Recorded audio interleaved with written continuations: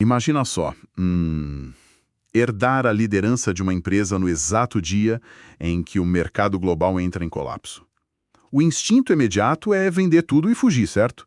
Mas, na nossa análise aprofundada de hoje, a gente vai examinar um caso milenar que prova exatamente o oposto. Uhum. A famosa ilusão do berço de ouro, né? Exato. Nós vamos ver por que ficar na pior zona de crise pode ser a jogada mais lucrativa de uma carreira inteira. É que, estatisticamente, herdar um legado de sucesso num cenário hostil é bem perigoso. O mercado já coloca um alvo nas costas de quem assume a operação. Sim, e as nossas fontes de hoje usam a história bíblica de Isaac, lá em Gênesis 26, como um manual estratégico de resiliência pacífica. A missão dessa imersão é traduzir como transformar crises e sabotagens profissionais ou até dinâmicas familiares difíceis em oportunidades reais de crescimento. E é uma baita lição, porque antes da gente falar sobre como lidar com sabotadores, tem o ambiente em si, sabe? Isaac herda a promessa num período de fome severa. Nossa, sim. O equivalente moderno seria assumir uma multinacional no auge de uma depressão econômica global. O caminho lógico ali seria mudar a operação para o Egito, que era, vamos dizer, o grande centro financeiro seguro da época. Uhum, o porto seguro. Mas a instrução divina que ele recebe e que ele decide seguir é completamente contraintuitiva. Permaneça na terra árida. E ficar na zona de crise altera o DNA da operação. Como assim altera o DNA? É que quando a escassez absoluta força a inovação, a gente cria processos tão eficientes que quando o mercado finalmente volta ao normal, a margem de lucro fica inalcançável para quem sempre teve abundância. Caramba, faz muito sentido. A obediência ao propósito original e não a conveniência momentânea é o que constrói a musculatura para suportar o que vem depois. E isso cria uma dinâmica bem curiosa, porque Isaac planta na terra seca e, no mesmo ano, ele colhe 100 medidas. Tipo, é um retorno de 10.000%. Uma multiplicação absurda. Mas esse nível brutal de prosperidade não traz paz. Não mesmo, traz a sabotagem.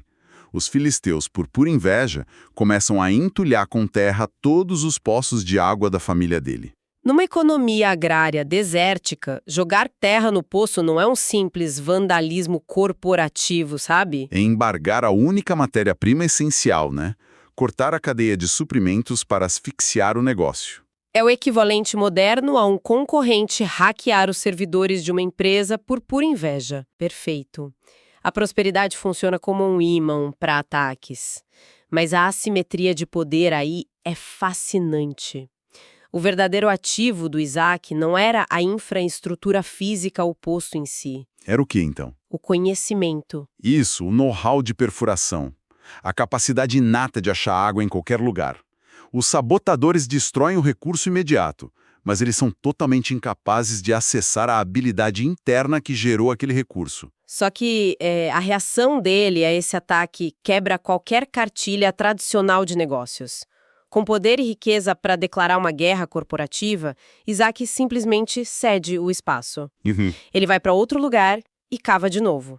Enfrenta oposição agressiva primeiro num poço chamado Ezeque, que significa contenda, depois em Sitna, que é inimizade. Até que ele cava um terceiro poço, ninguém briga, e ele chama o local de Rehobote, que significa alargamento. Mas sendo bem pragmático agora, ceder território para a concorrência e ir embora não soa como pura fraqueza no mundo corporativo brutal de hoje? Olha, no curto prazo, a percepção é de submissão sim, mas na estratégia de longo prazo é o ápice da inteligência emocional. O que as fontes definem como mansidão não tem nada a ver com passividade. É mais uma contenção calculada, então. Exato.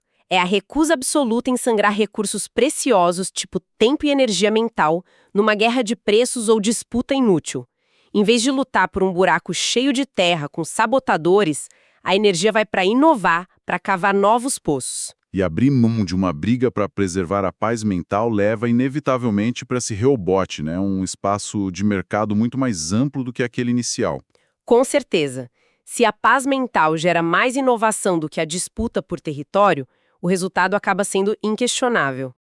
A história mostra que Isaac chega em Berseba e o próprio rei que tinha tolerado essa sabotagem, o Abimeleque, vai procurar ele para assinar um tratado de paz. Ele vai totalmente constrangido pelo sucesso contínuo do Isaac. O mercado sempre reconhece a resiliência. Quando os resultados são inegáveis e a postura continua pacífica, os opositores perdem o fôlego. A realidade brutal para os inimigos é perceber que a sabotagem só forçou o concorrente a se expandir para lugares onde eles não conseguem mais alcançar. É uma aula de como transformar conflitos em crescimento real. Isso oferece uma lente totalmente nova sobre conflitos no trabalho. Fica aí uma reflexão final para quem está acompanhando a gente. Manda. Se tem constantemente alguém jogando terra nas ideias recém-criadas, talvez seja o momento de parar de gastar energia defendendo um simples buraco no chão. O que aconteceria se o foco mudasse totalmente para fortalecer a fonte de criatividade interna, a verdadeira capacidade de gerar valor que nenhum sabotador no mundo consegue acessar? Fica o pensamento.